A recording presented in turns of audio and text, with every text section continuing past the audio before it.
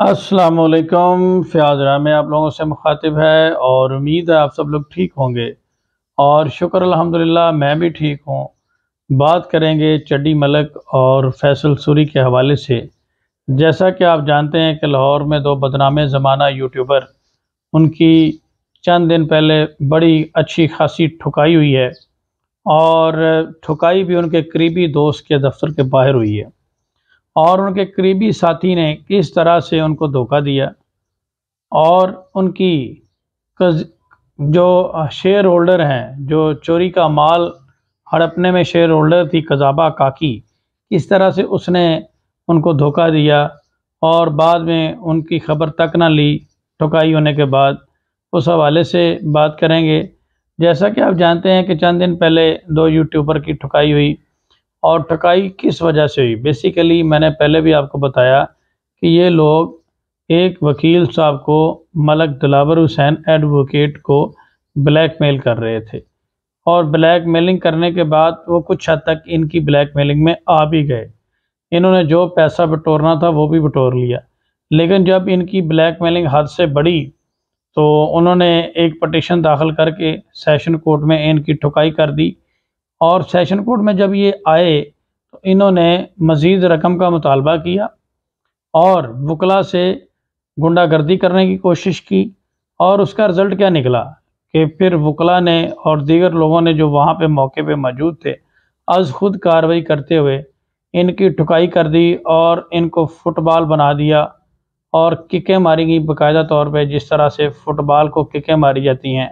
Anne Shahidin ने हमें बताया कि जिस तरह से इस्त्री कर दिया जाता है ना बंदे को, उस तरह से प्रॉपर इस्त्री कर दिया गया और इस्त्री करने के बाद कानूनी कार्रवाई करने के लिए पुलिस के हवाले कर दिया गया।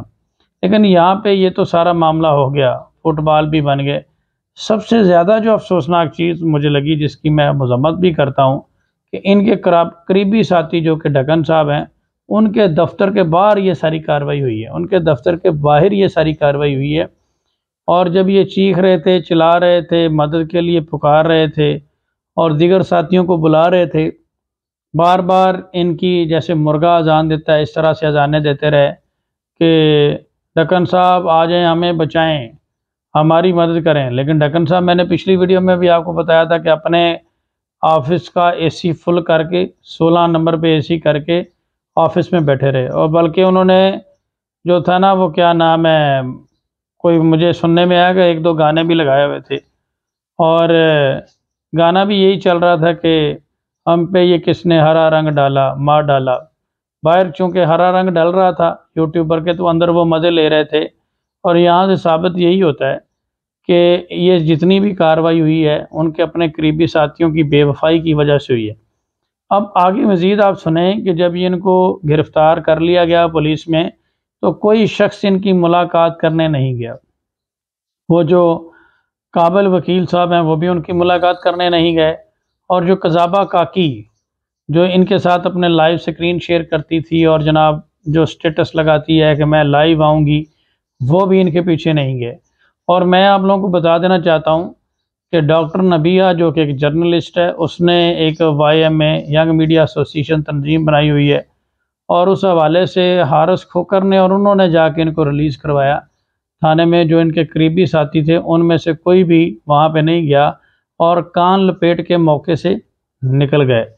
मज़ीद मैं आपको बताऊं कि जब पुलिस रिकॉर्ड हमने इनका निकलवाया, जो कि मैंने कम्युनिटी पे भी लगाया है, तो जनाब ये तो चोर और डकैत निकले।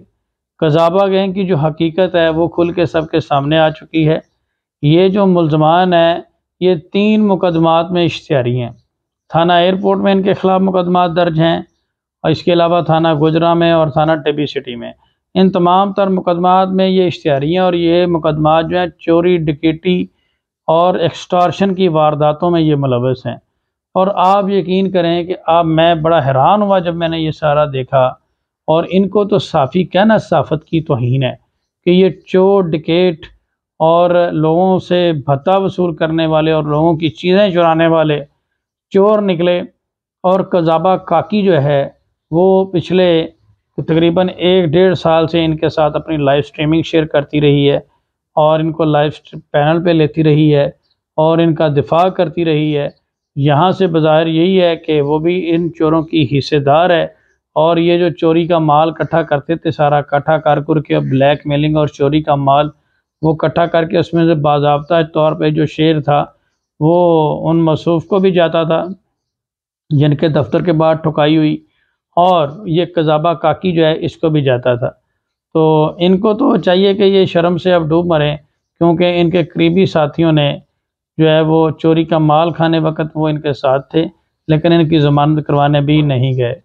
और जनाब ढक्कन साहब जो हैं उन्होंने इनकी वकालत भी नहीं की और बेल तक करवाने की भी ज़रूरत नहीं है। बहरहाल मैं एक चीज़ यहाँ पे क्लियर कर दूँ, मैंने पहले भी कहा था कि वकील वकील ही होता है, और मैंने इन ब्लैकमेलर्स को समझाया भी था कि ये तुम लोगों से अपना शेयर लेके बाद में वकला कम्युनिटी का ही साथ देगा।